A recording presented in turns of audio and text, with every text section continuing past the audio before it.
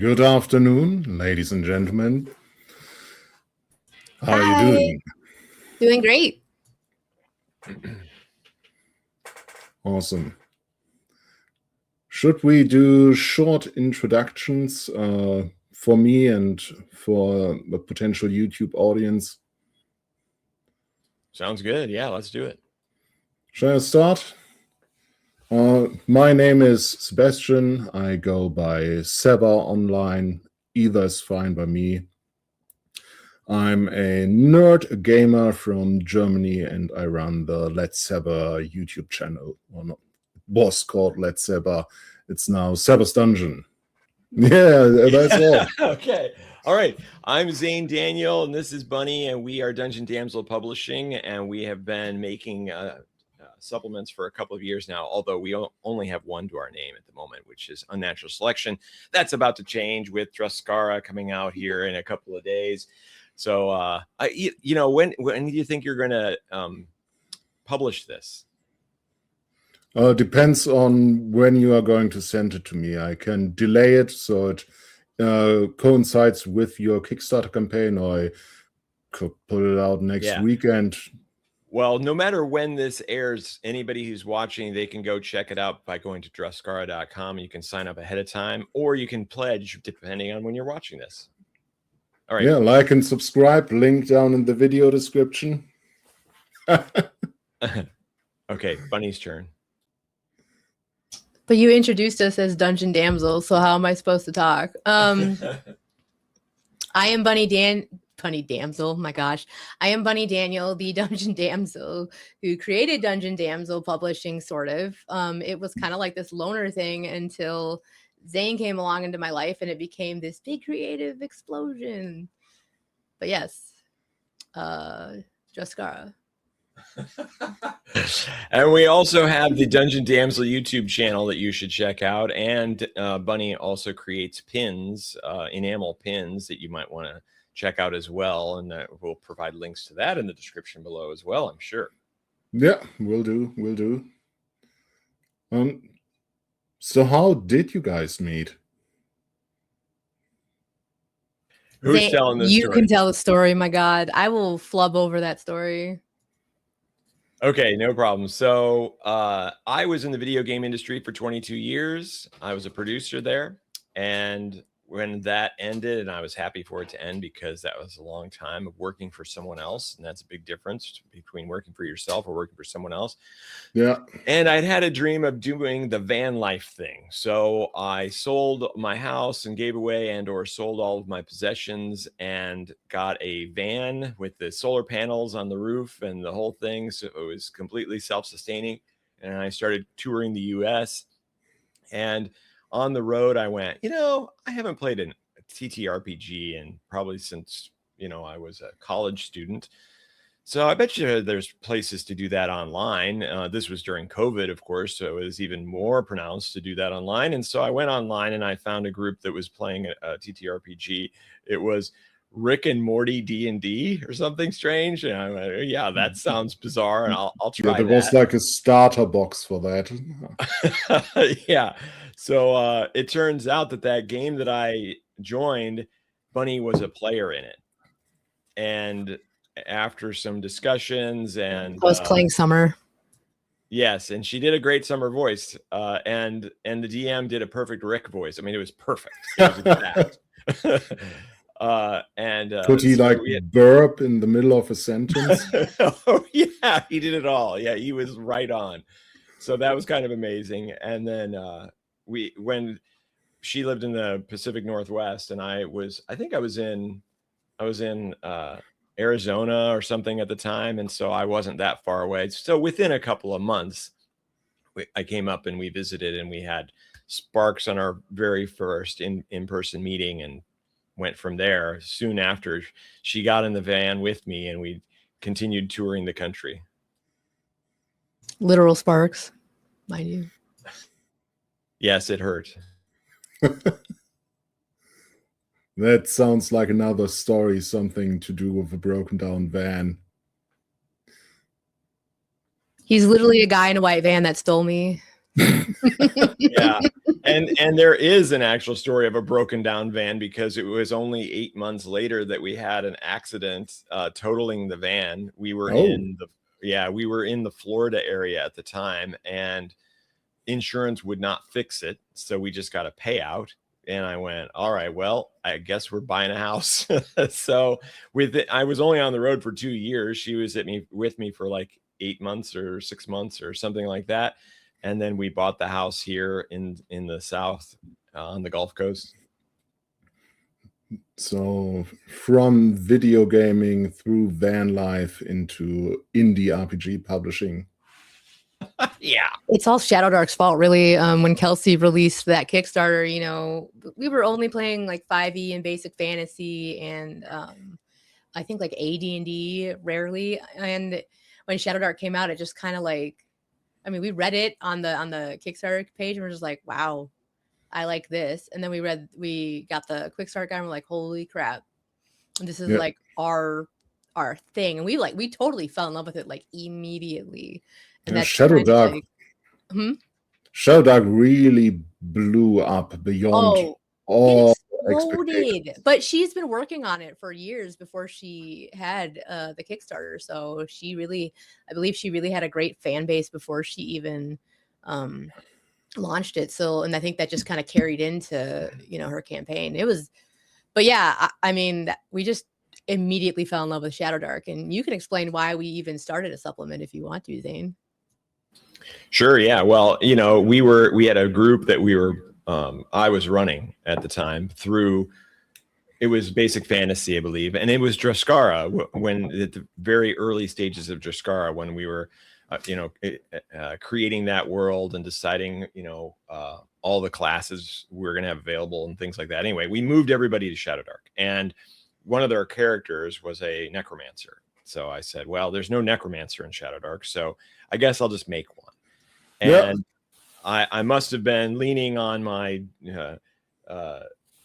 video game days or something, because I put it together and I showed Bunny, and she's like, wow, this is really good. We should make a book. And so it's like, okay, sure. That was actually really fun to do. So I could make some more classes and play around with this. And the next thing you know, we were making a book, and we announced it very shortly after Shadowdark was finished with their crowdfunding. I mean, it was right away, which looking back on it, I have no idea how we did it that fast. But yeah, we launched the same year as Shadowdark did, and did surprisingly well with it. I did not expect the type of response that we got, but that community is so good. Like they especially then and still today, were so excited about anything Shadowdark related, and they were really encouraging. We were in their Discord, and they were just like, yeah, you've got to do this. And various members of the community actually started working with us and reviewing things and making sure we were sticking with the ethos, and making sure we weren't too overpowered or too underpowered. And we had all kinds of play testing going on with all that. So we really got indoctrinated very easily and very welcoming from the community. And that made that whole thing amazing.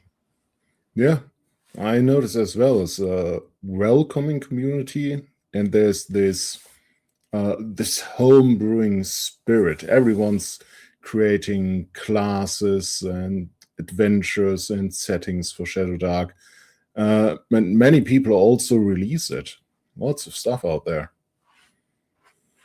Yeah, absolutely. There's a huge number of things, and there was a guy who is collecting all of the third-party content, and he had a website set up for it. It was Crawler.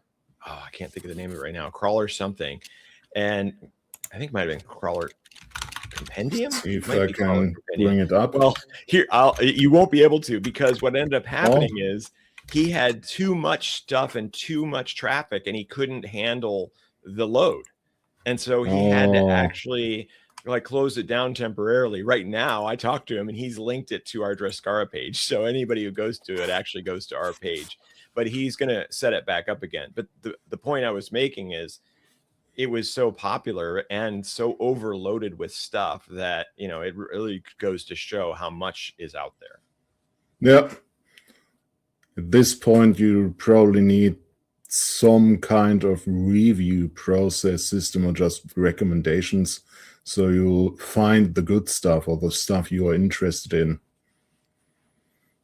It's true. It's almost like it's hard to wade through it all, but you know, a lot of it is put together by these passionate fans. Yeah. And you know that there's passion in it, and a lot of them are not very expensive, so you can just download it off of drivethroughrpg and try it out for yourself. It's not much of an investment, I don't think, and you're gonna get a lot of fun ideas at least out of it, right? Yeah.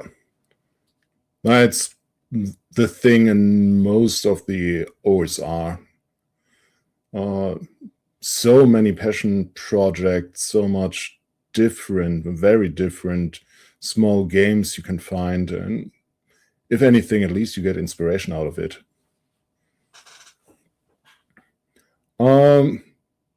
To go back a minute, you were in the video game industry. Any games you care to mention? Anything famous? Well, I mean, for 22 years, there were a lot. I worked on the 2 TTRPG related titles was Baldur's Gate Dark Alliance and Hunter the Reckoning.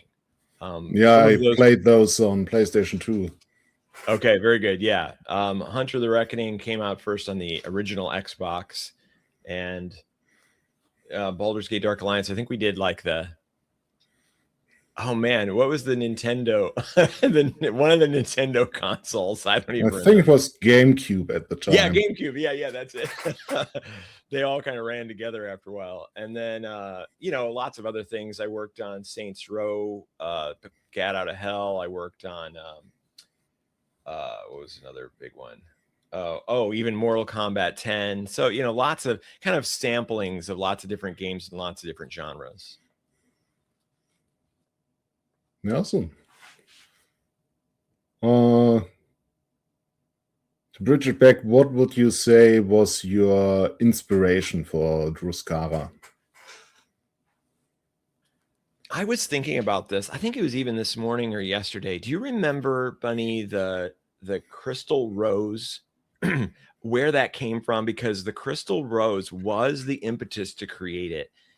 I think it was your idea. I think you said something about it, and I went, oh. And Zane, that was a very long time ago, and I have no idea. So, was the crystal rose like the only thing you had as far as a crystal? And then I was like, there should be at least 7 of these. I don't know why I said that. I don't know for sure. You know, it's been a long time. Like, we've been working on this for over 4 years now. So yeah, I just remember that as a spark moment that made me just go, yeah. And so I got all excited about making different cities, interesting cities. And you and I worked on that, like the Shining City and Iron Oak, which ended up becoming Brass Oak. And, you know, all these different cool ideas, right? Like the Shining City is this massive city that is made out of this special steel and special material that reflects like mirrored glass, and there's an underlying horrible backstory to that you discover. Then there's the Brass Oak, which is a giant tree so large that the trunk itself is a mile across, and there's a city contained inside of that, and all these cool ideas that we just really went, let's stretch the imagination on this. I want to make these places exciting and amazing for people to go explore. So original inspiration. Well, the other thoughts here is that when I was younger, I played in some TTRPGs, and I really enjoyed the idea that the world was persistent. So if you went into a dungeon and then you came out and you went to the king and you got your ransom reward, whatever, your bounty, whatever, yeah, that then you went back into the dungeon, you came back out, and now the king had been overthrown while you were in there, and it's a totally different people, and they arrest you when you show back up with the money, right? So the idea was, okay, I want to create a system and a world where all these events are happening, whether the players are involved with them or not. The players could decide that, hey, they'd like to overthrow the king, and maybe they just decide to be kings and queens, and then that's the end of their adventure. Or they overthrow them and they install somebody else. Like, I really like that huge intrigue. And so that's really one of the other main inspirations for this, was to create that sort of persistent, evolving world and have a system for that to make that easy for GMs to use. So I think it was those two things. And then one other thing that I really liked the idea of was having some sort of world where, the Shadowdark, right? The Shadowdark is all about, you've got to go underground in order to find the monsters and all that stuff. The Shadowdark is underground. Well, what if the Shadowdark came up on land? What if it started to take over the whole world? That's kind of an interesting concept. Like creeping corruption, black magic, undead, right? That kind of stuff. Yeah. So that's the other reason for all of it, really. So I'd say those three main things. There's so many things, but that's a good start, at least. I remember back when I started out role playing, we were playing the Dark Eye 4th edition. And it was just how we played, that we would have this persistent world. But also from the publisher, there was a meta plot that was evolving with each official adventure, each issue of the magazine. They would evolve this meta plot, and it was running 1 year in-game time is 1 year in real time. Which at first sounds really cool. But then when we were like GMing in that world, we were always afraid to mess up the meta plot. Oh no, you can't kill the king. He's needed in the next campaign. Oh, that's funny. Well, yeah, it was like a double-edged sword. Right, yeah.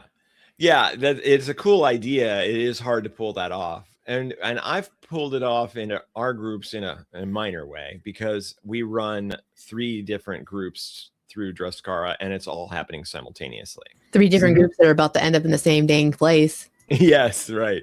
So, when there's crossover, then we have to have a group session.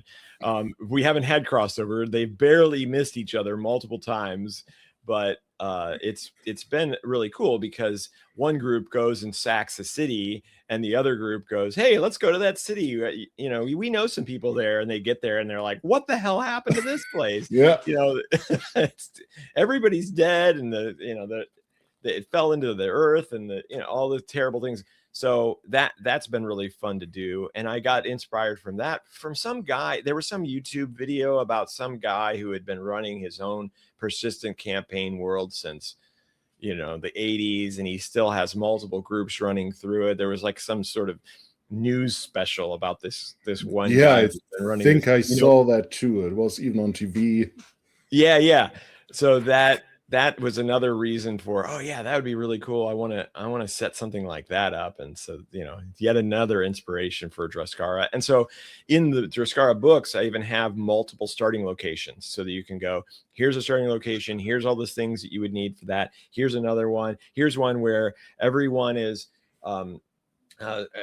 stranded on an island.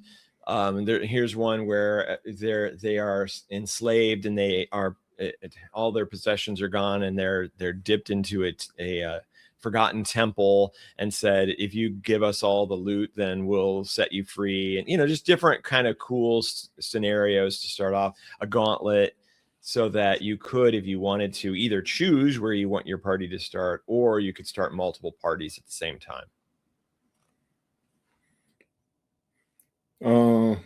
Also remember, or let me phrase that as a question. The Western Marches game style that became popular online like 1 or 2 years ago.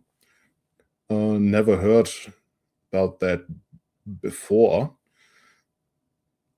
Would that also be an inspiration? Would that be something the setting lends itself to? So I'm not sure exactly, because like you, I'm not as familiar with that approach either. One of the things that I know about that approach is that it's the hex crawl style. and where you're discovering and exploring as you go. Mine is a little less like that. Druskara is a little bit more, hey, your character knows some things about this world. They're not just completely going into it blind. And so we provide a player's guidebook, like a little zine that just has a couple of different things about this major city, you know this about it, and this major city, you know that about it. Just some information so that if they go to a city, they can look it up and go, what would my character already know about this? So it's a little less like that full exploration hex crawl and a little bit more like maybe a traditional campaign world in that way. It reminds me of Dolmenwood. Have you read Dolmenwood? I haven't read it. We do have it though. Yeah, I know of it. Yeah. I'm currently running a Dolmenwood game for my colleagues at work, actually. And I found that it is very easy to prepare and to run for because of how the information is structured within the book. You have that player book with the information that players need, and then the much thicker GM book. But especially the PDF is completely hyperlinked. If there's a description of a hex, and in there they tell you that and that NPC, like King Bragelborn the First, is in his castle in that hex, then there's a hyperlink to the character Bragelborn the First. So it's really easy to navigate and fast. That's awesome. Yeah, I want to set something like that up too.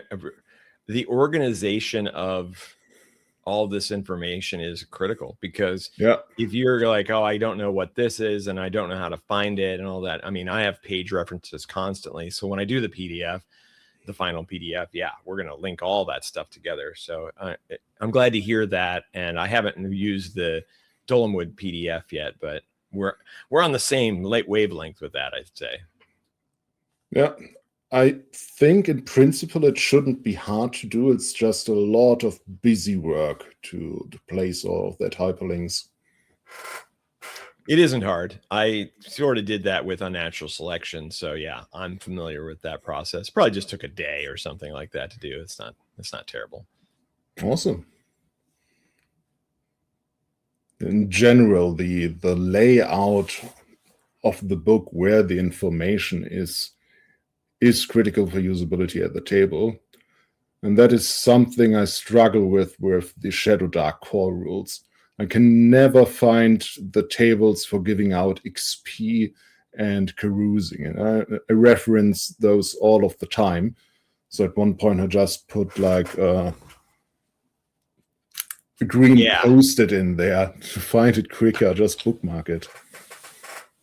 Yeah, totally. Well, and then if you want to know how to do XP, you definitely should watch the YouTube video, the Dungeon Damsel YouTube video, where we describe how to do the XP really well. She did a nice job of explaining it, and makes it really easy to go, okay, you don't even have to look it up anymore. I got this down now. Thanks for plugging me. It is a great video. I think was it the first video I did? No, 10 things about Shadowdark that you might be getting wrong is what I did. And then I think I did the XP one. Yeah, the XP one honestly is helpful to me, because I think a lot of people might get it wrong, because I don't think you're supposed to really, like, when you encounter a monster and you kill it, it's not like traditional like D&D where you get XP for that. I believe it's about the treasure. And that's why treasure equals carousing equals XP. I believe that's what it does. Speaking of carousing, I think we're going to have a bunch of carousing tables. Yeah, those are awesome. Yeah, and we're going to tell story lore through the carousing. And so, each location will have a carousing table, and you might learn information about the world through the carousing, which I think is a fun way to do that, instead of just, okay, we're just going to do this, and I've got a bard ally now. Like, that's cool. Yeah. But if it's, I learned where the crystal rose is because I did a particular carousing moment, that's very useful to the party. And now that may dictate where they go next, just because of their carousing. Yes, certainly. I mean, it makes sense for Shadowdark that it would be an unspecified carousing event. Like, you've been robbed by that and that guild, you pissed off that and that ruler, because the whole world is procedurally generated and you make it up on the spot. But if you have that campaign world worked out, it is an excellent opportunities to pull the players and the group into the plot. So yeah, absolutely. that sounds really good. Yeah, it's a lot of fun, and the carousing is great. You know, everyone, when we play live and we go, okay, it's 10 o'clock at night and we're ready to go home, and then someone goes, hey, shouldn't we carouse? And then everyone's packing up their stuff, they're ready to walk out the door, and someone says, hey, shouldn't we carouse? And they go, oh yeah. And then everybody sits back down and plays for another 30 minutes or whatever it takes to go to do that, because we get so into it and have so much fun with it. I mean, it could be really quick, you know, you just roll your D8 and you do your bonus and you read out what happens. But no, we end up kind of role playing it and getting into it more. So it is a really cool element to Shadowdark for sure. Yeah. And like Cursed Scroll number 6, they added rules for off-time activities. So magical research, forging weapons and armor, martial training, and so on. That's probably an opportunity to get to know NPCs. Yeah, absolutely. There's also I forget it's the word for it, but it's like a notoriety system that is introduced in that one too. That is very interesting. I like that, and I've tried to implement similar things in our campaigns, but I really like that system. I think it's really good because it does affect the carousing. So let me get back to a different aspect, to the Shadowdark, the basic concept. What I really like about it is that it implies that the Shadowdark is different from the mundane world that the characters inhabit. That basically gives the DM license to put a lot of weird shit in there. You enter the Shadowdark, you go out of the real world, and the lower you go into the dungeon, the deeper into the Shadowdark you progress, the weirder it gets. I love that idea. So much so that in my own background world, I established that magical portals and pocket dimension like fairy worlds are fairly common and are often encountered. Yeah, absolutely. And the idea then that it comes onto the surface world is fun too, because now you get to start to integrate more of the weird and bizarre even in everyday life. And I really like the kind of like the political aspects of it. Like, this particular community is mad that their king or their, you know, whatever, their lord hasn't come and taken care of this problem. And so now they're revolting because they're having so much trouble with this invading Shadowdark into their community. So, you know, it provides a lot of opportunities. And then, you know, the other thing about dungeons that I am excited about and have been implementing in Druskara is these kind of tests that the characters have to go through, and the tests that are based on their particular character, their alignment, or their personalities. Because I really do like the role-playing aspect. As I do a thing where you don't get a luck token unless you use a player voice or do something specific that is very unique to your character. You know, you make a bad strategic decision because that's what your character would do. I like to reward luck tokens for that sort of role playing. Yeah. And so I like to integrate that sort of role playing opportunity even in dungeons.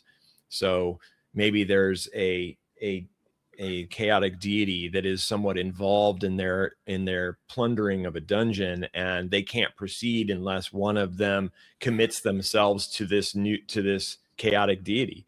And now everybody's got to make a decision. Do we leave, or does somebody, you know, who's going to take one for the team? And you know, that sort of stuff is it adds just another level of, okay, not just, I just walked into a room and there's a bugbear with, 3 cubs. Okay, no, we can't go further until we get to this point where we're committing ourselves. We have to chop off an arm. We have to chop off a finger in order to proceed. That sort of fun stuff, I think, really makes it awesome. Isn't a bugbear a humanoid race? Whatever. I think you meant like owlbear. Yeah, whatever. It just. Is that something that has already happened in your game? When you're looking like you know what he's talking about. You mean like having to pledge yourself to a chaotic deity? Yeah, for example.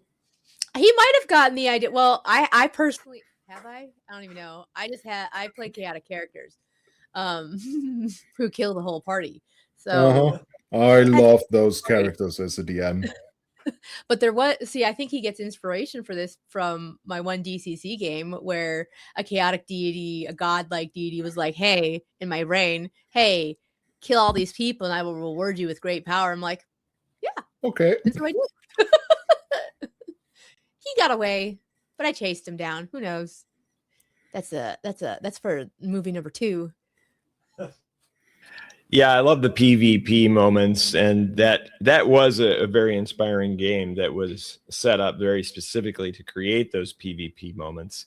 And we have one of our artifacts is very much like that. If anybody decides to use it, that some chaotic deity is probably going to take over, or at least highly influence them to undermine the party in some way, either by either talking to them and making them go against each other, or by outright attacking them. So that sort of stuff, that's where the good stories are, is when there's inter-party conflict and inter-party community too, like being able to rise up and help a party member. Whenever you can create scenarios where they do things like that, either they backstab each other or they surprise and they don't backstab each other and they help each other in an amazing way, then they end up telling stories just like she did about their adventures. And when people are telling stories about their adventures, that means that we've made a big difference in their lives. They'll remember this forever. This is better than a movie, and that's what I think really brings people to TTRPGs in general. Let me pop out my hood here.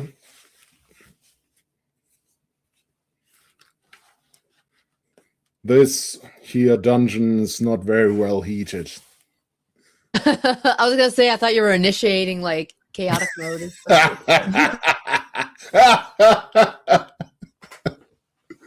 You were right.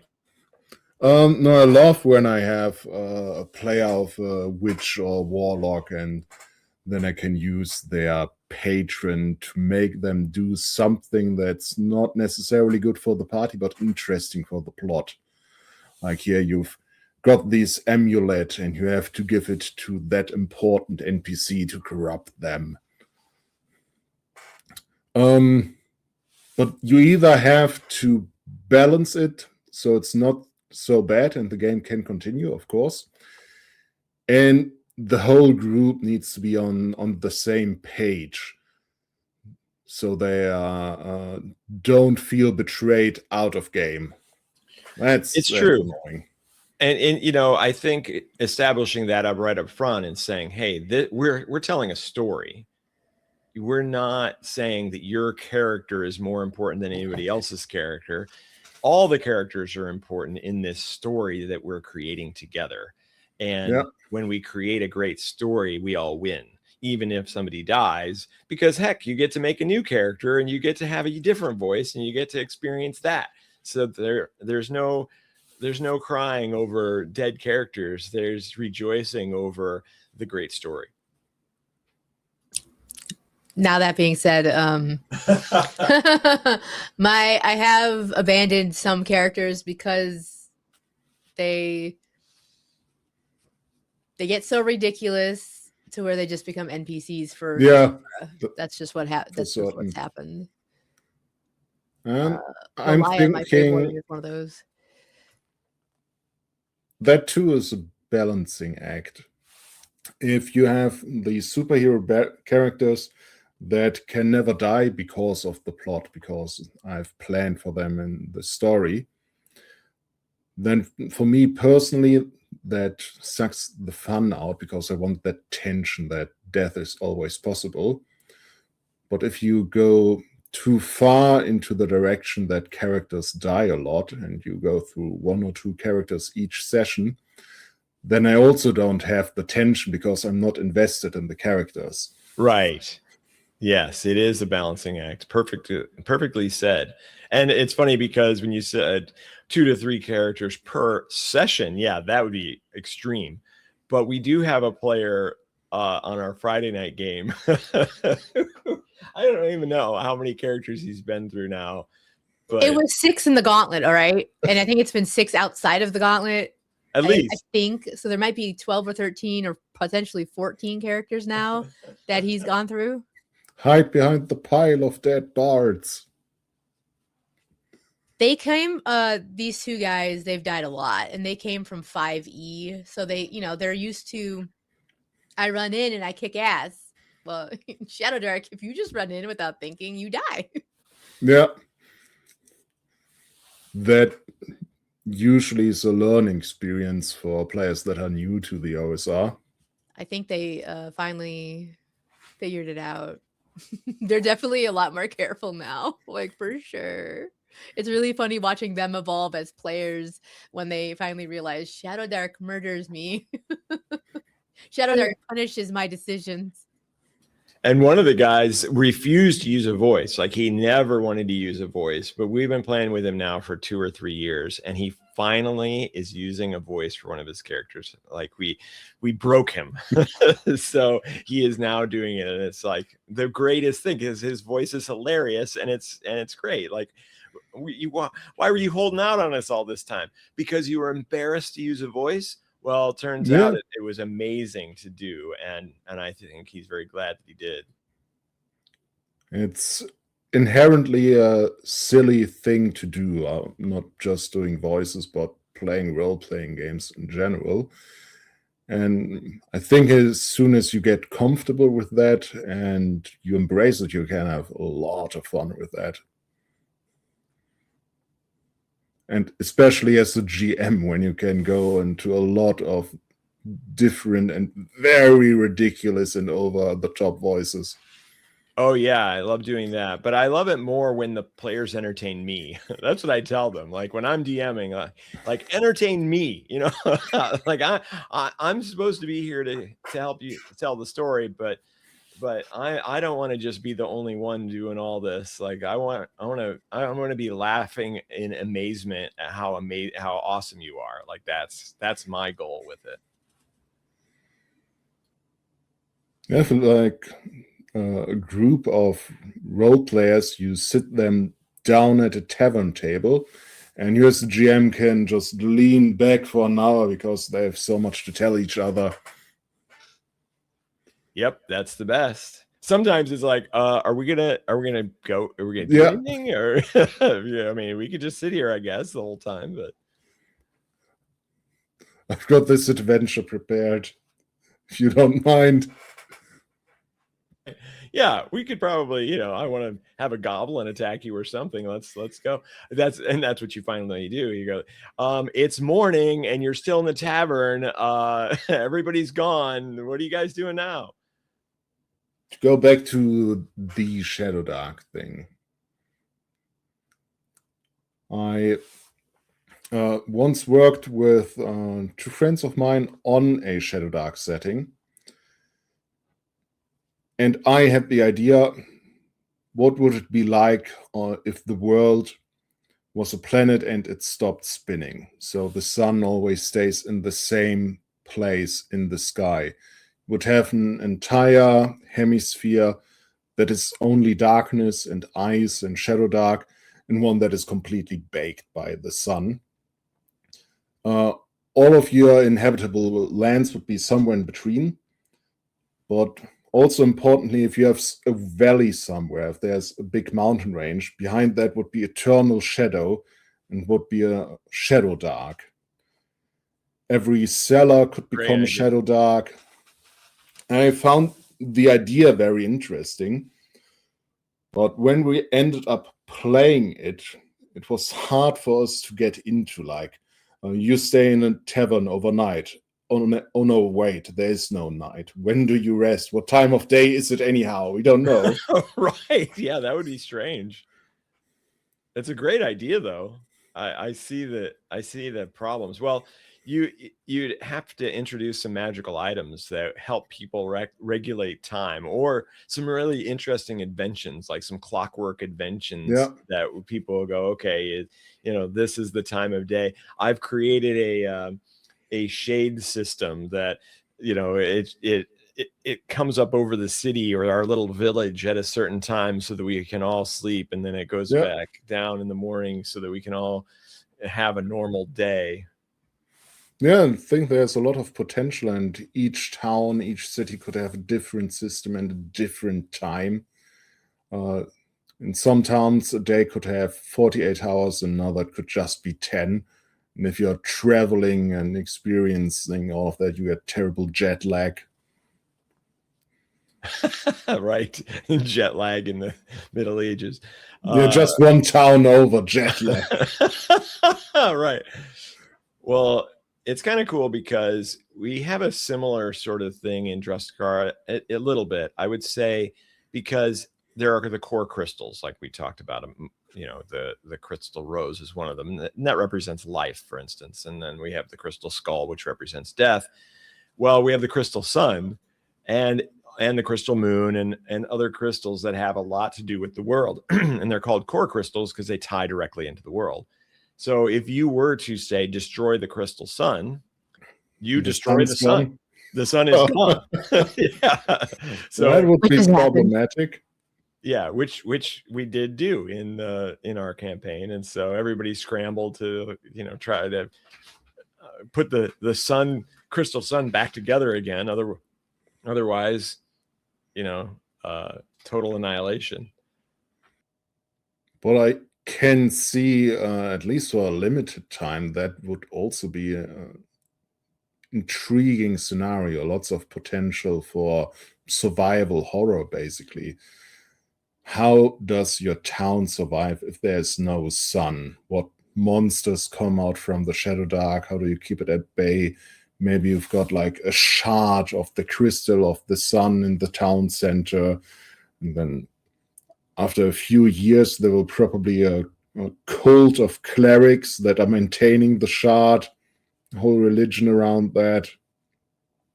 Oh yeah, and you've got to put the shard over the tomato plant to try to get the tomatoes to grow so that you can eat food. Yeah, food would be a major problem unless you use a lot of magic. Right. If physics no longer work, you just use more magic. That's right, exactly. And speaking about that, from the tone, what would you say is Druskara like? Is it going more into survival horror, dark fantasy? Is it more whimsical like Dolmenwood, or are you going for something more epic? Yeah, I would say it's kind of dark and epic, right? Because we've got the darkness of the situation, the Shadowdark coming onto land, that we've been in cloudy days for years. And so there's this kind of horrible feeling of inevitability. And you set out to try to change some of that, to do something to help this world, or just to take advantage of this world, because that's what most of the characters or the NPCs are doing. They're just trying to survive, and they're backstabbing each other and doing horrible things to each other. So it's a very gloomy situation. So you can choose to try to make a difference, which, as the parties have discovered, they can make a difference. And then they go, well, we kind of improved that, but we made this thing over here worse. So they're constantly trying to kind of clean up their own messes of all this, of what they're causing in this world. So we get the crystal skull away from the queen, but it turns out that because the queen had control of all the gnolls, because the crystal skull gave her the ability to control the gnolls, essentially, to impersonate the gnoll deity. They were all in the city. So once the party took the crystal skull away from the queen, now the gnolls revolted because they were no longer under control of the queen. So now in the middle of the city is this battle going on between the residents of the city and this gnoll invasion that was already there. They were brought in through the walls. So, you fix one thing, but something else is wrong. And essentially the epicness comes from every crystal of those 7 crystals are so powerful that you can completely change the world, but they're also highly cursed and highly problematic to use. They have their own mishap tables. They have their own disastrous results of using them. The curse, every time you use one, you physically change. So it's like this very difficult and you have to make a decision. Do I really want to use this now because this is going to be bad for me? Okay, this is important enough for me to go ahead and do so. And so, you might choose to do it. And so in that way, it is epic because the whole world rides in the balance of what you do if you get one of these crystals, or even multiple, which is even crazier. So would you say there's hope in the world that everything will turn out good in the end, or is it more like an inevitable grind to the bottom, like Warhammer Fantasy? What do you think? What do you think, Bunny? What does it feel like to you? I have no idea. The sun is back, so it feels more That's good now. But no, I don't know. I mean, I think there's like both. There's both things. It's like, oh, we're all screwed, and oh, there's still that glimmering light at the end of that tunnel that maybe if I get there, everything will be a-okay. But this is Shadowdark. Is it supposed to be? Not all hope is lost. There's always that one little tiny sparkle. And I think you need that. Otherwise, you're just like, okay, why are we in this place? Why are we going to be miserable the entire time? Yeah, it can become either a nihilistic nightmare because you don't know what you're doing, or you're just having fun with it. But then your players tend to become, their characters tend to become uncontrollable, chaotic. If everything's lost anyhow, you might as well have fun with it. And that's hard as a GM to create any stories for, to the extent you create stories for, because you never know how the characters will act. Yeah, but I mean, that's true in every case. But yeah, you're right. Because if you think, all right, well, they're going to try to be good, then these are the obstacles in their way of being good. If they're going to try to be bad, well, it's a completely different set of obstacles you have to set up. And so from that perspective, yeah, I agree with you. But as long as both are set up and you imagine what the NPCs, how they will react to player choices, whether it's in the name of good or in the name of chaos, then you'll probably be able to work it out, even if you didn't plan for them to be completely out of their minds. Like our Friday night group for a while was the chaotic group until there was a TPK, and now they're kind of back to neutral. But you're welcome. So that was an interesting challenge, but it was great because in my case, and I encourage other people to do this, if you have multiple parties going through your same world, then if you have a chaotic party going through your world, then that just creates more story for the other parties.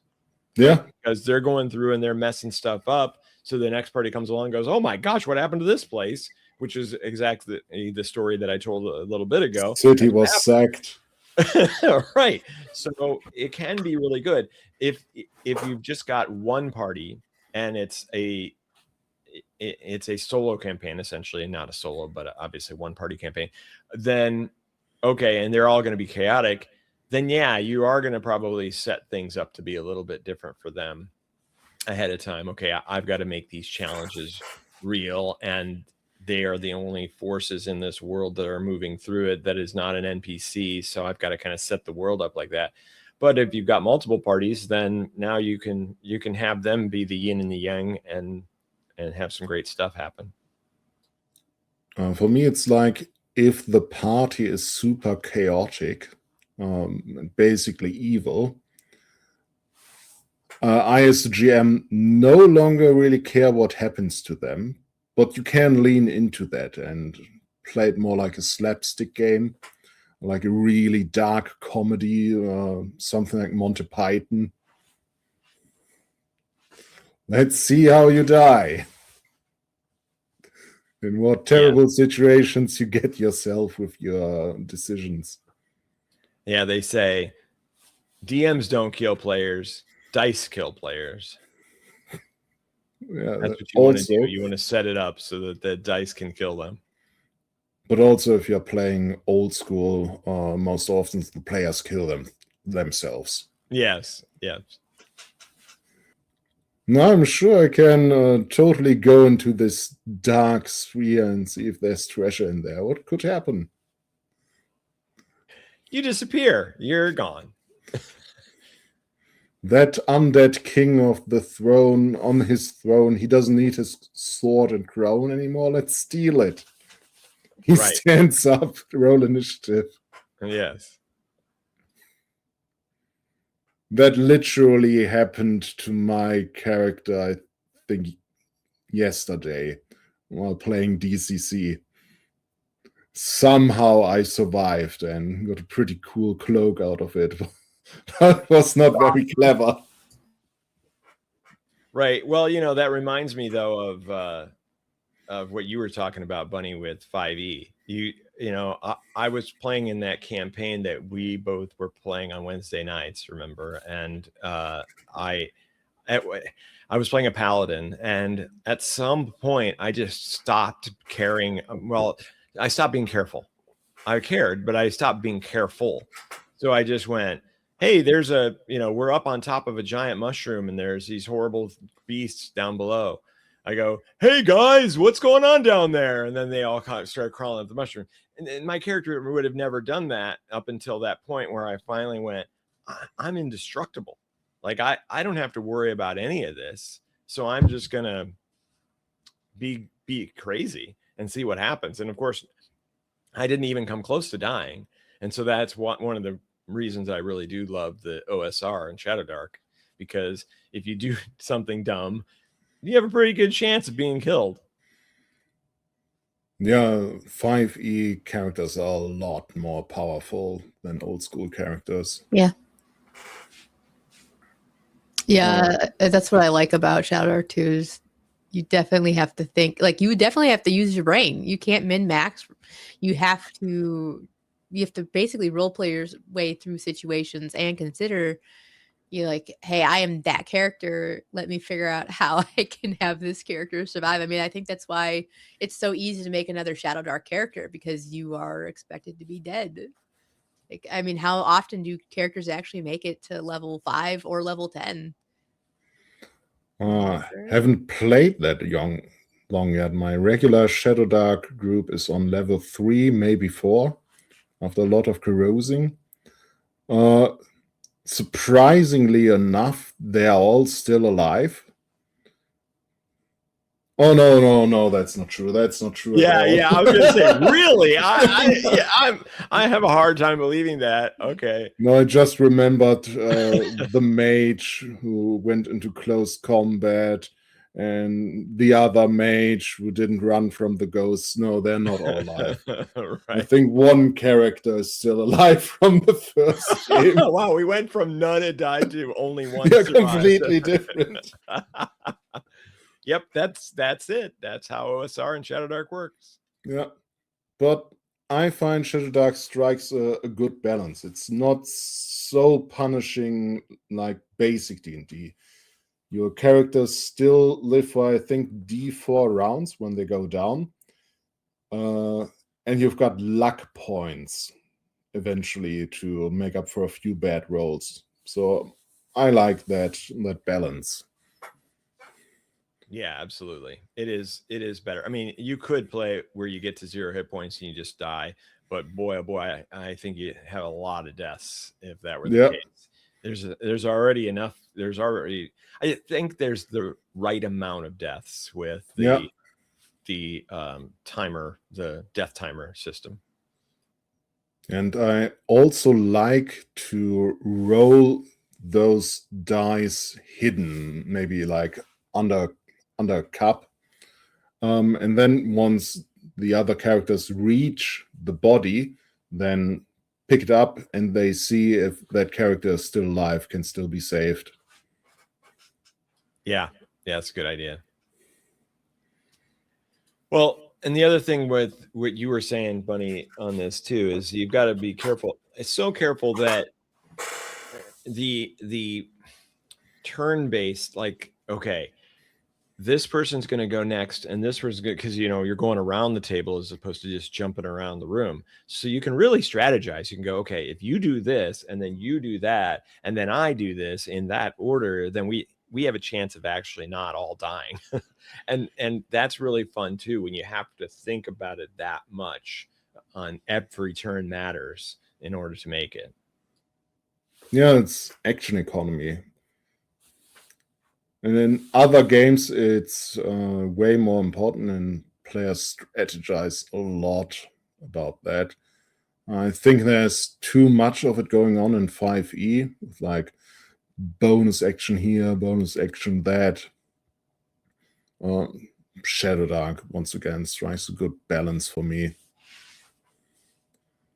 Also, the free league games like Dragonbane have a good action economy system because you have an active defense. If you're getting attacked, you have to use your action to get out of the way. So sometimes it can be a good strategy that the mage goes in, hits the monster with his staff, might not do any damage, but if he can topple the monster or somehow force the monster to use its action, then the warrior can get in to do a massive hit. Yeah, that's cool. And setting things like that up, and that's the other fun thing about having the Shadowdark character creation is so flexible that you can add that even into Shadowdark if you wanted to. You can create a class that has that sort of ability that forces an enemy to lower their defenses or something like that, and there's so many options and possibilities. Yeah, the system's very flexible. Because it is so streamlined, so minimalistic, it's easy to add things onto there where you need them. For example, I've been working on a Shadowdark adventure, and I wanted to have epic boss monsters, like kaiju level, dragons and bigger. And for that, I found it's not very fun if the monster rolls for an attack and one character just dies. Even in a funnel, that is not so funny. So I changed, I think by now, all of the monster attacks, most of the monster attacks, to require a saving throw from the characters. So it feels like they have their fate in their own hands. You know what I mean? Yeah, it's like DM. Like I said, DMs don't kill players; dice kill players. So give them the chance to not die. And if you're running a funnel and all characters have just 1 or 2 hit points, any automatic hit just kills a bunch of characters. And that's a bit much. Yeah, and certainly a bit much if it happened multiple times throughout it. But one time, it's kind of great, right? Like one time they all fall into the pit and they all die simultaneously. Oh, well, good thing there's another 4 or 5 characters standing behind them that didn't fall into the pit. Here you go. Next. Yeah, and I find that really okay in a funnel. That's kind of expected. But once the funnel is done and the characters go to level 1, I like to play characters for a few levels and see how that character evolves. Yeah, for sure. Let's see. We can kind of show off a little bit of stuff if you want to see. We have our special edition books and a test print, and our standard edition book test print, and our DM guide if you want to see any of that cool stuff. I think it's right. I was wondering what I was actually really excited about when I read it on your homepage, and why I reached out to you guys is that realm evolution system, that living world, what you are cooking up there.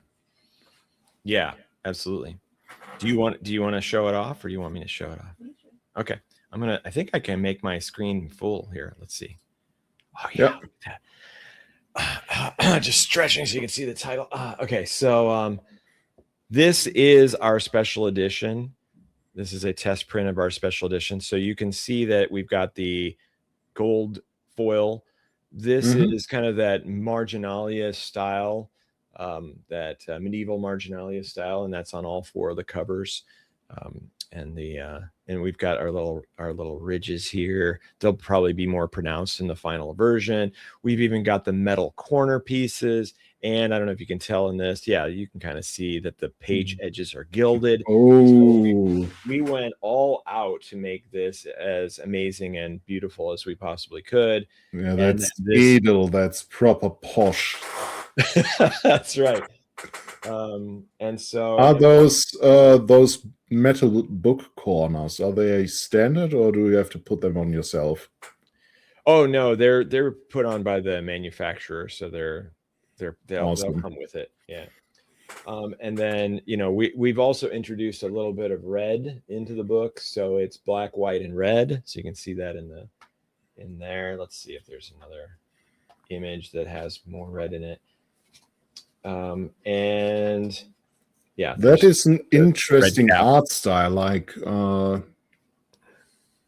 necessarily only red, but imagine like Sin City, all of it is in black and white, and then there's one color that really pops out. Right. Yep.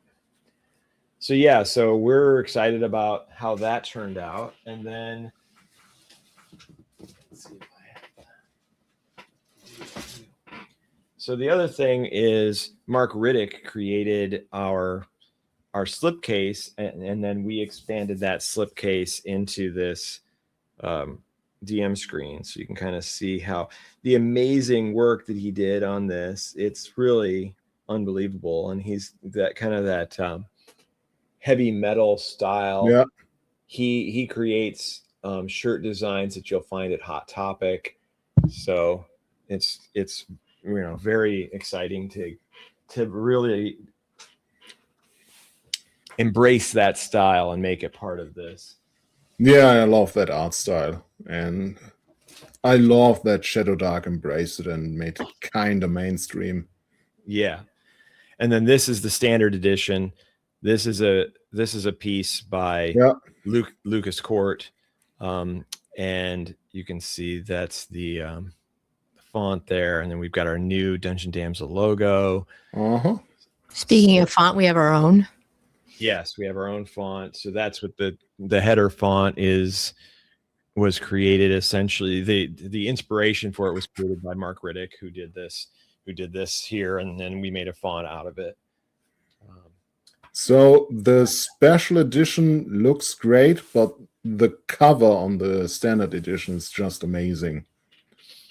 Oh yeah, and that's just one of the 4 books. So they're all amazing in their own ways. So it's pretty awesome. And I found that with most Shadowdark stuff I saw, the special editions looked good, but just the covers on the standard edition were so awesome. I didn't want the special edition. Right. Well, with the gilded pages and all that stuff, you're going to want the special edition for this, right? Covers, too amazing. Too amazing. Agreed. But my GM friend Dayman, he thinks the special edition is the one to get. So he's also excited for the coming Kickstarter. Awesome. Uh, Can you believe it? It's only 2 weeks away. We've been planning for this for so long. As the time of this recording, we are 2 weeks away from launch. Are we ready? No. You excited yet? I mean, we are ready, but we're also not ready. Like, we've done nothing but work on this thing for, I don't know, months, years, and we're still not ready. But we're not pushing it back ever again. We're going right for it. So this is your second Kickstarter, or did you run a smaller one before Unnatural Selection? This is the second backer kit campaign that we're doing for Dungeon Damsel. I run my own enamel pin campaign, so this is my maybe my sixth backer kit campaign, but you know, it's a different animal. We do many different things. Like, I don't advertise for my enamel pin campaigns. We definitely advertise and shove we shove the TTRPGs in people's faces as much as we possibly can. I just let my enamel pins go. Wee. So the animal pins, don't they need that? Are they that successful without advertisement, or how do you reason? So I do pretty much all collaboration. So if it's not a collaboration with an individual, it's a collaboration with like a group. So that group, you know, backer kit, if you do a group thing, backer kit automatically will push it. Yeah. And maybe someone in that group is advertising, but none of us really ever advertised. And one of my greatest enamel pin campaigns, I got like almost $24,000 by just existing. And well, my friends get like 50K, but they are very seasoned. And this is, you know, it's only I've only just finished now my fourth. I wondered how many enamel pin campaigns have I done? Yes, my fourth enamel pin campaign. And you know, I'm doing really well as far as enamel pins are concerned, because I've done my research, and even those who advertise don't always do as well as like I do, just by I don't want to say pissing in the wind, but it's kind of what it feels like. Do you have a pin at hand you can show me? I think next time I might, depending on what I am creating, I might have to like try it just to see like what the difference would be. Yeah. Otherwise, I work with a group of people and we all support each other. So that's why we're always so extremely successful, like as a whole. Yeah. I've never branched out by myself. Now, if I do it by myself, I might advertise. It's something I'm kind of struggling with. I'm a lone wolf in so much of my creative work that I don't know many people to work with, and those I do know, we don't work together so well. So sad. But do you have a pin at hand you might show me? I'm not familiar with it, but now I'm interested. Would you be doing like, would it be TTRPGs that you would be doing? Yeah. Yeah. As I said, I'm working on a Shadowdark adventure, and my reasoning is if there's interest in that, I might do the whole campaign setting. Yeah, so Shadowdark is an easy one. I mean, there's a big following. There's a big following with backer kit. If you have the right price point, you can get them to work with you to help you advertise. And it's always I prefer backer kit. I don't know what you use, but backer kit really does hold your hand more. Okay. I don't know much about Kickstarter, but I think I know that they are not with you every step of the way. Not necessarily. You kind of are like by yourself, unless you're probably like a giant name, like I can't even think of a giant name, but Brandon Sanderson. Yeah, probably that. Or I think Monty Cook went to backer kit though. Monty Cook Games always makes a lot on the backer kit campaigns. I think somebody launched something and it made like $6 million. It was like one of the first campaigns that they ever hosted on BackerKit. Oh yeah, I know what you're talking about. $6 million. I forget what it was though. Gloomhaven. I think it was Gloomhaven. If you look Yeah. That sounds right. That was pretty big. That was also a board game, so each box was very expensive. Mm-hmm. Yeah, I wish I supported it back then when it was exploding like that. I always like wished I did, but you know, it was like weird. We were too busy concentrating on our own stuff to, you know, really realize, oh, that looks like a great game. And just so many great games out there are also on Kickstarter, and sometimes you don't know that they're going to be great. For example, Kingdom Death Monsters. That sounds amazing. It's a kind of roguelike survival horror game where your characters start in hell, basically naked, and then you get attacked by big boss monsters, and when you defeat them, if you defeat them, you can make weapons and armor out of the monster, but like Monster Hunter. They got mechanics where there's an AI for the monster by drawing cards, so you can strategize against that, and they've got great artwork and great sculpting. And it blew completely up, but at that point I was too late to get into the stuff. It was too hard to get a box set anywhere. Yeah, that's what the problem is. You definitely gotta just toss your hat into the ring and try your luck with some of these things, because who knows? And plus you're like supporting smaller creators, which is great, because you know a lot of the big I mean, I think actually 5e Wizards, I think that does Wizards of the Coast actually do campaigns on Kickstarter? I think they actually do. No, they don't do themselves, but some of the third parties do it for their books.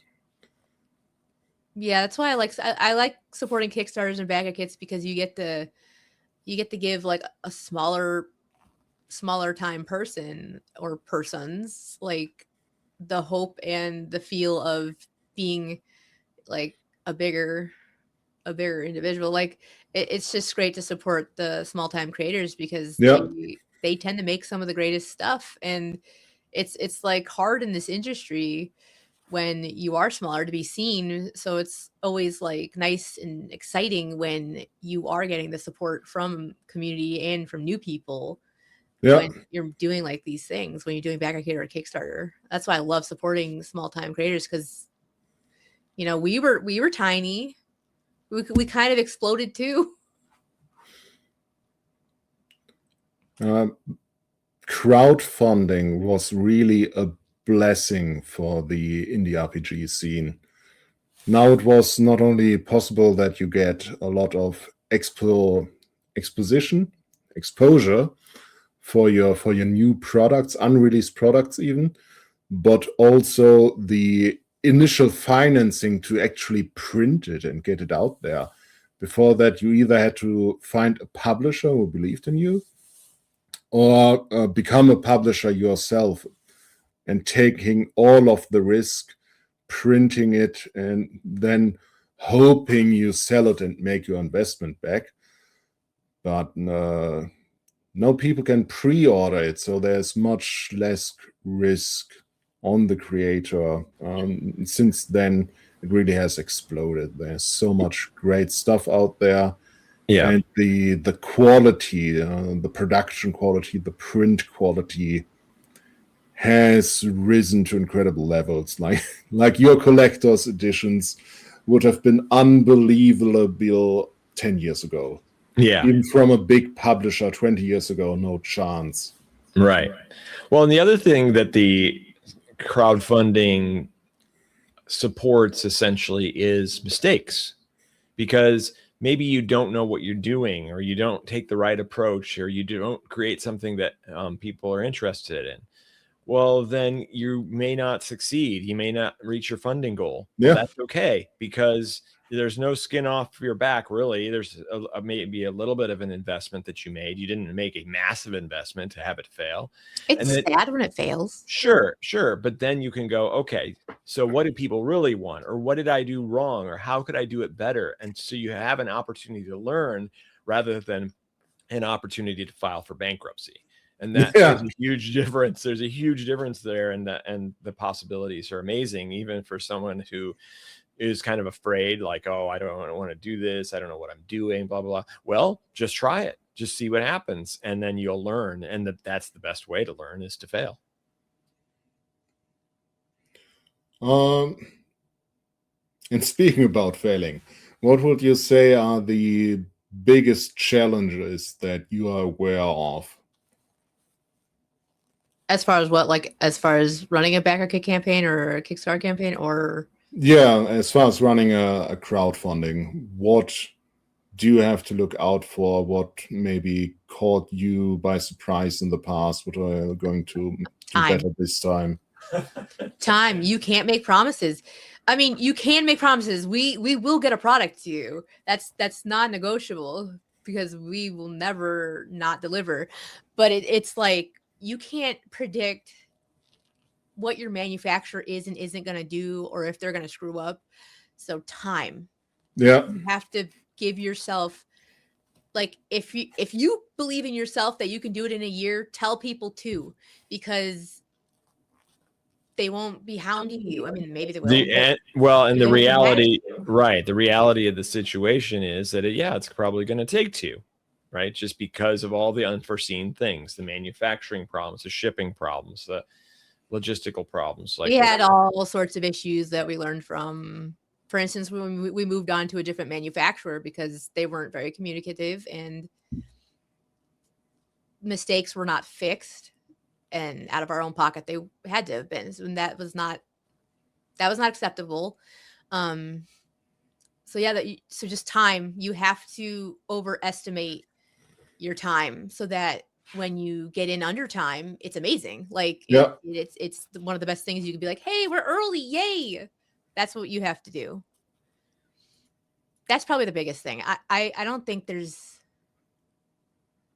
oh, don't stretch yourself too thin. You could offer a bunch of free stuff for doing something, but you might end up in a hole. Yeah. Too many stretch goals. Free dice to everybody, which is fine. I love it, because these dice, I love these dice. They're like the best things ever, and I'm not upset about doing it. But it's just, they cost more when I'm giving them out for free than I actually expected them to be, like a lot. But that's okay. It's just because I loved giving that out to the community. But it's just, you have to make sure that you don't, do something that may adversely affect yourself and put you kind of like in a hole. You have to make sure that, one, you give yourself extra time, so that when you're early, it's magnificent and people praise you. And then you don't stretch your, make sure you give yourself what you're worth. Like, if your product is worth this, make it worth that. Like, a lot of people I think they undersell themselves, and that's an issue. And not to knock on drivethroughrpg people, but I really don't personally like to support drivethrough-RPG campaigns, because the quality of a physical book that you have made with a printer that is not a print on demand is different. It feels better. And then, yeah, for sure, you're definitely making your own thing, and yes, drivethrough-RPG is quality, but there's just something different about making it yourself that feels more rewarding, in my opinion. So what print are you working with, if I may ask? I'm not going to tell you. But we're very happy with them. They're very, very communicative. The quality is very good. I mean, those books that I just showed you, the DM screen, like, it's fantastic. They're doing great so far. I mean, we didn't do a full manufacturing run with them yet. We've only done those test samples and had some great conversations with them. But they've come recommended from others, and okay, we'd be happy to tell you who it is off here, and you can, reach out to them if you wanted to manufacture something. Actually, I'd love that. Okay, another topic related. You're working with some talented artists. You're doing some of the art yourself? Listen, I'm not doing as much art as I should be, probably. I've been concentrating a lot on my one, I've been concentrating a lot on this book, but I've also been concentrating a lot on my enamel pins so that I can help fund the book. I just don't have time to do as much art for the book as I did because the last book, I think I did more than half of the art pieces in that book. But it's honestly, I'm okay with having to pay artists to do the art because I love our artists so much and I love finding new artists and I love, I guess, paying human beings to do human artistic things. Like, Yeah. we are, no knock on AI, but we are extremely anti-AI for writing and for doing artwork. We write everything by hand. We type everything on a computer. but we do commission every single piece of art. I think we've spent maybe like 10K just on this book alone, and we're totally going to be spending a lot more because we still have however many books that we have to, create with a bunch of art, and we love that because in this world where it's kind of uncertain whether or not artists are going to have jobs like in the future, we are making sure that they do, and that's that I love. That I personally love. That's my personal moral ground. I don't think that we should be selling something for profit if it comes from AI, but that's me, and I know a lot of people probably create great things with that, but it's not for me. I love my artists. I love paying my artists. Lucas Court did all of our covers. I forget the name of the guy who did our special edition covers. I know his first name's Ivan. I could probably find it here. Ivan. Oh, great. He just put A as his last name, so that doesn't help. Well, Ivan A. He's on Instagram. We'll probably have him listed in our backer kit campaign. As yes, one of the artists. Where do you find talented artists? Just like in the community you're involved in anyhow, or is there a place they hang out? Yeah, but it's also nowhere. Like it's very hard to find a niche. But in the community, if you go to Shadowdark on Facebook, there are people that post their art there all the time and tag other artists that they have commissioned for pieces. And so you can find these people pretty much just on that Shadowdark group. But also I've had to do some scouring on Facebook. I've dived into, we have it listed in our own book. I can barely see it. Oh, that's my teacher. My high school teacher, my high school art and photography teacher, I got into contact with him and he's been doing some art for my book. Isn't that amazing? He taught me, but now he's doing art for me. Full circle. And it was really hard to find Marginalia, though. That's also him too. It's really hard to find the Marginalia style. That took some effort on. I didn't know where to go, so I looked on Instagram and I found someone's close enough, and he does. Oh my god, his artwork is gorgeous. By the way, I will have to link you to him. But yeah, he doesn't typically do Marginalia style, but we found that he could, and bam, he got all the covers done. So this style of artwork is called Marginalia style? I'm not familiar with the special edition covers. Mid, what's it called? Oh, that one. Yeah. Why won't it focus? There's so much detail that you can't see in that piece right now, I swear. That book in your face. This medieval monk manuscript style with the frame. Yeah. I think it's more like 18th century style books. Yeah. Yeah, that cave drawing was Carlos Castillo. He's done a couple of pieces. Everybody loves that cave drawing.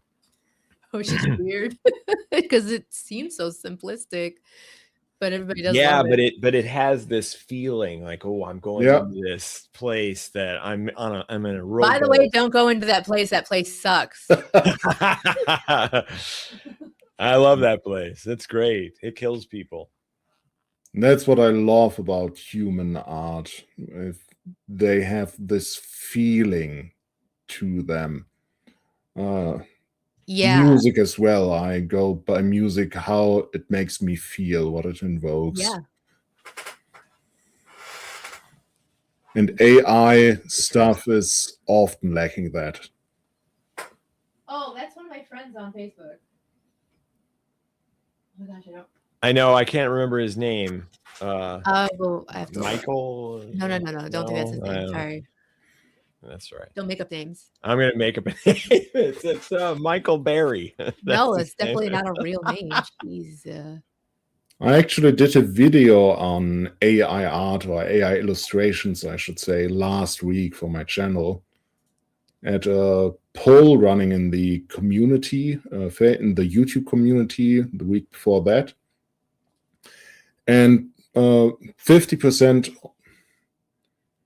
no, let me start again. Most people prefer human make. Like 66% of people don't like AI art and want something made by humans and are willing to pay for that.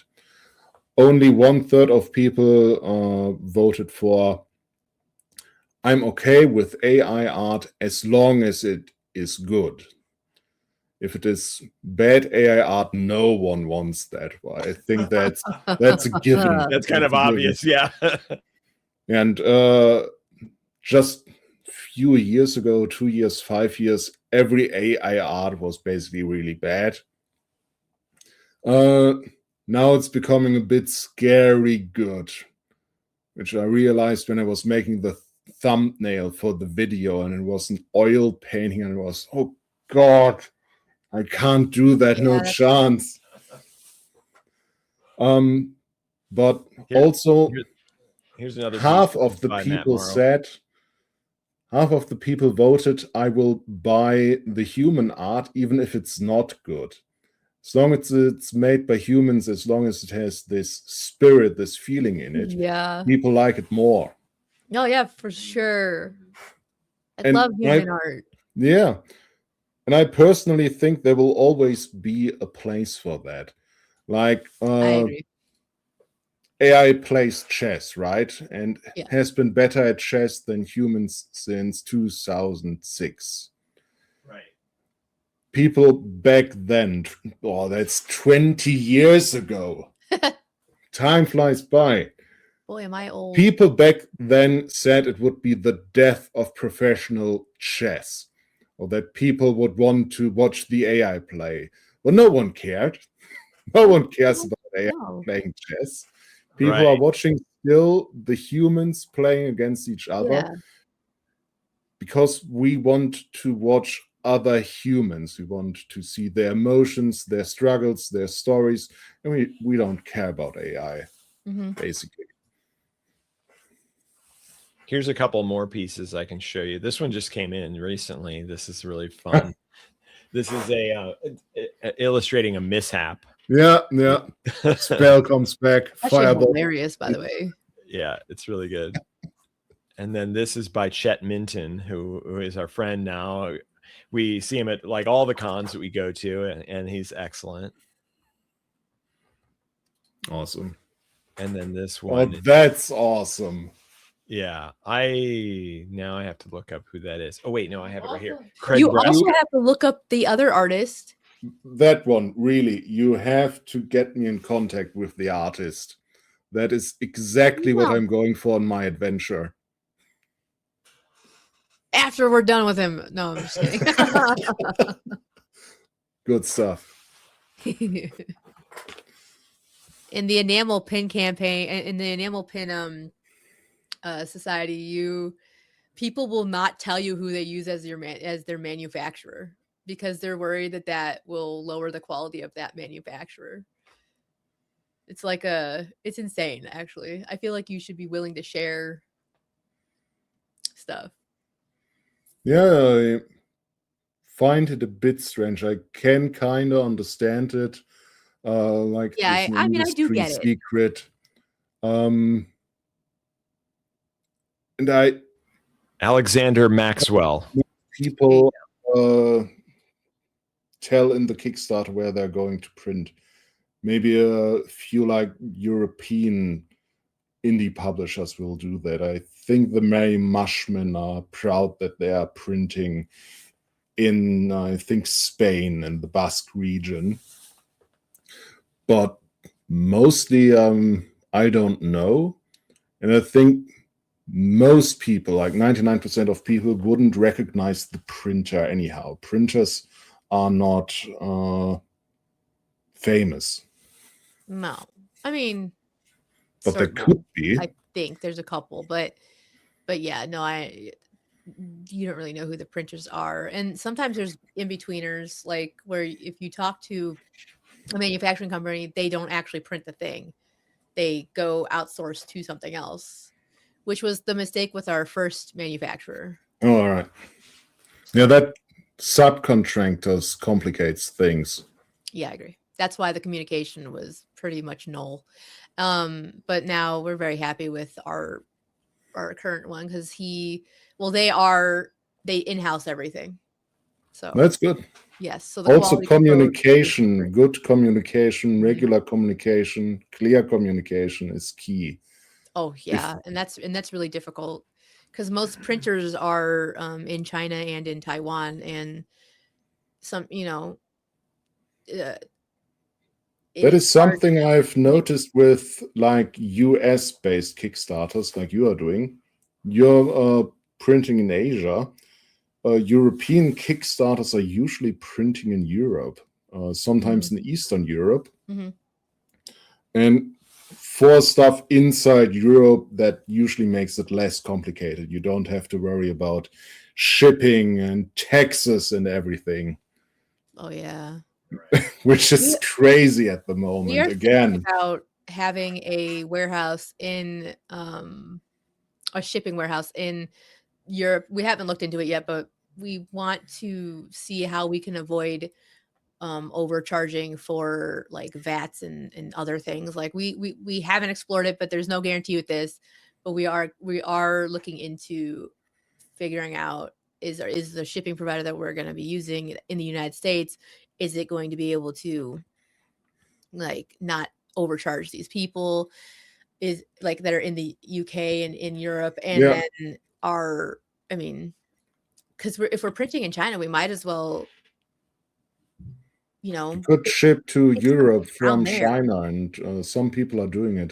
They Yeah. have a partner, a fulfillment partner. I think GameQuest is a popular one that handles these international shipping logistics. That's Okay. cool. Yeah. All right. Cool. We'll look into that. See what Here's a we can- couple more art pieces just for fun. This You is should put Alexander Maxwell back up there, put what back up there? Alex. Put Alex back up there. For now, this is Joey Dosel. I've got to say it right. Joey Dosel. That's pretty epic. Yeah. And then this is also Joey Dosel. This is our main deity, the god of Druskara. Uh-huh. What's he called? Primus. Right. The first. And then this is Oh, that's awesome. Mark Lyons. Oh, those poor peasants. That's right. Okay, so what did you want me to put Alex's Alexander back? Maxwell, yeah. Okay, Since you couldn't remember plugged his his name. name up. To come back to the RAM evolution system, I have to wrap this up a bit. I like how that's partially transparent so we can still see Saba. It looks kind of awesome, not gonna lie. Yeah, that's Alexander Maxwell. He's amazing, by the way. Could you tell me something about that realm evolution system? What's the idea behind it and how it actually works?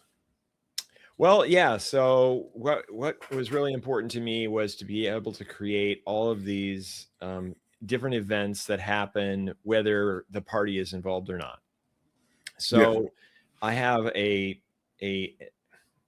accompanying, what do we call it? A logbook that you can use to keep track of all the things. So it's random tables at its core. You're doing a couple of things. One thing is you decide how often you want the events to occur. Mm-hmm. What I recommend is at the start of every session, you roll to see if a new event has occurred.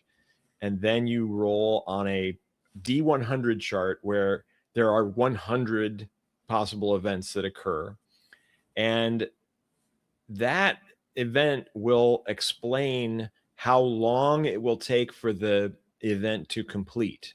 So it might say this particular army is marching on this particular city state. And it says in 6 weeks or 6 sessions, up to the DM, they will arrive. And so you put that in your logbook and you mark when they're going to arrive and where they're at. So if the party is traveling and they're intersecting this space, then they're going to run into this army that's moving from point A to point B.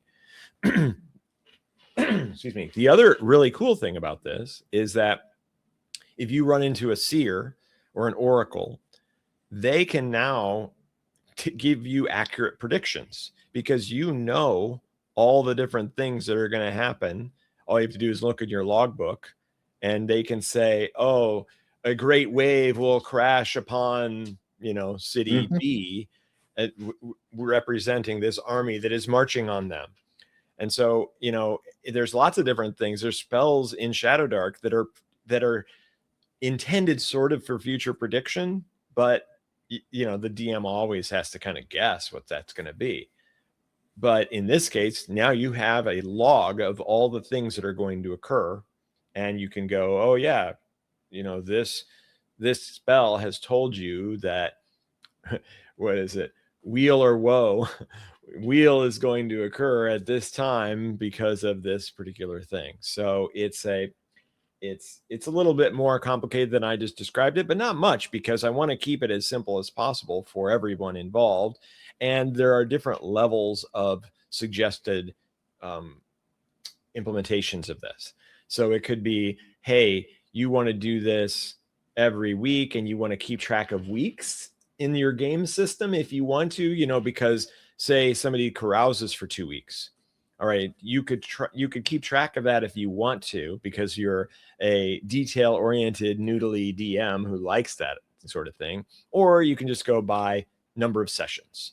And this army is going to arrive in 4 sessions, so you know that 4 sessions from now it's going to happen. So it's totally up to you how in-depth you want to get with it, but it makes it really fast and easy. You roll it at the beginning of the session, and it might be that you roll something that changes the entire session, because you might roll something that is particular to the area that they're located in or that they're connected to in some way. And then you can always have like a rider show up that says the armies are marching, and then you can get the players involved in this thing, but they don't have to. And that's the other beautiful thing. Okay, so the army arrives at this city. Now there's a list of all the possible results.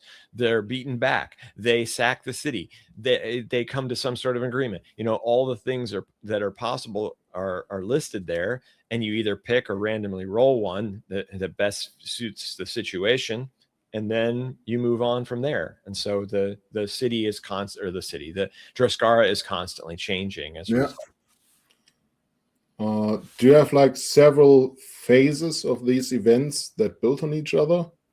Like, so first page is just the army is gathering. You maybe hear rumors that a great warlord is gathering his warriors. And should the players get involved at that point, maybe they can prevent the worst. But they let it run, then the army has gathered, the army is marching, the army is attacking the city has fallen. Right. So that is all encapsulated in each of the 100 events. So I'm going to pick an example here. Okay. Die 31 on a D100 roll. In one session/week, again, up to the DM, Hoarfrost brings an army to Cape Black. A, they are unable to traverse the river, losing many giants in the Black Waters.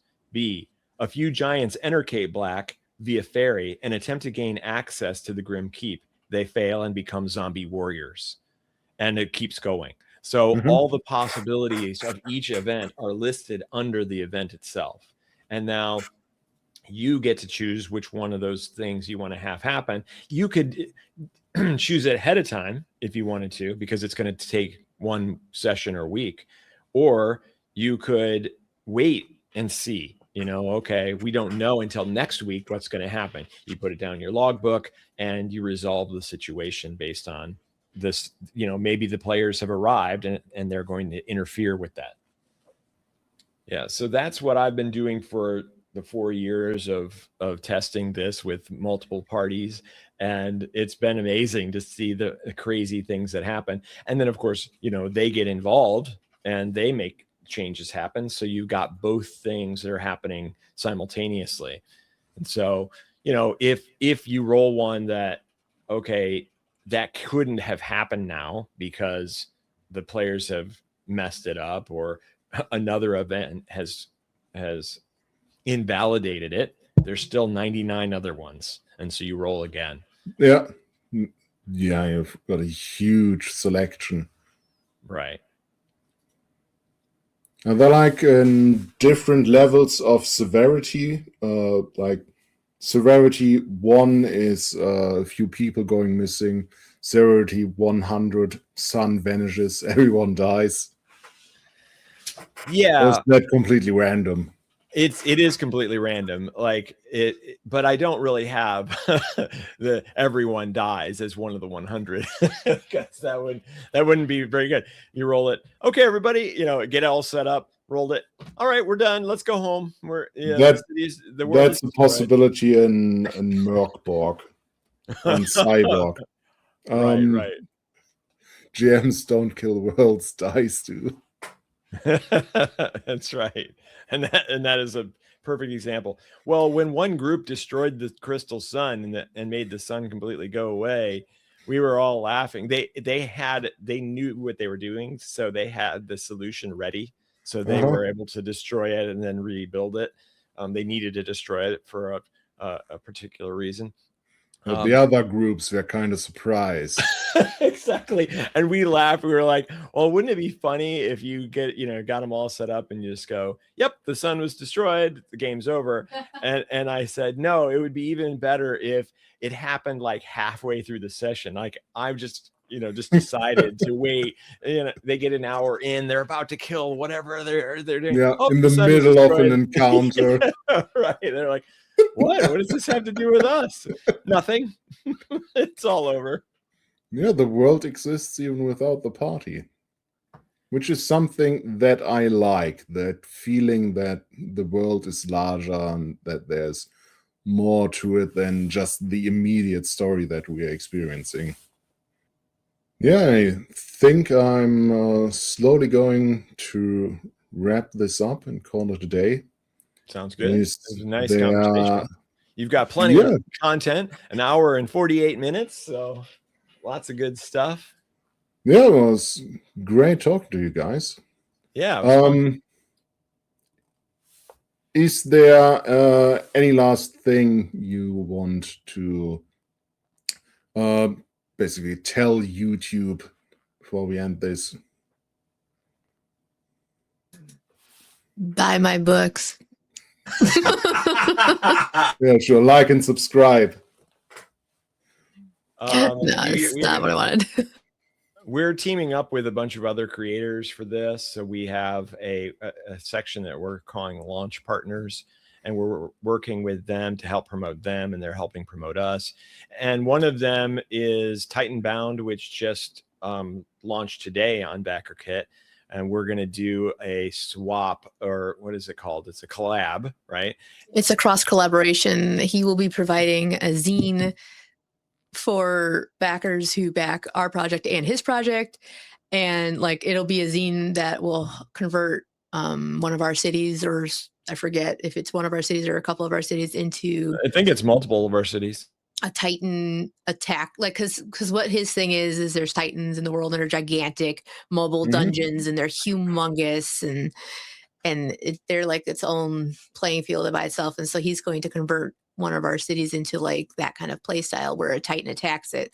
So I'm not sure if he will be making more Titans, or if it's going to be the one Titan of his existing Titans. Yeah, I'm not sure, but yeah. Yes. So he's going to be making a zine that helps convert our stuff into his sort of style of play.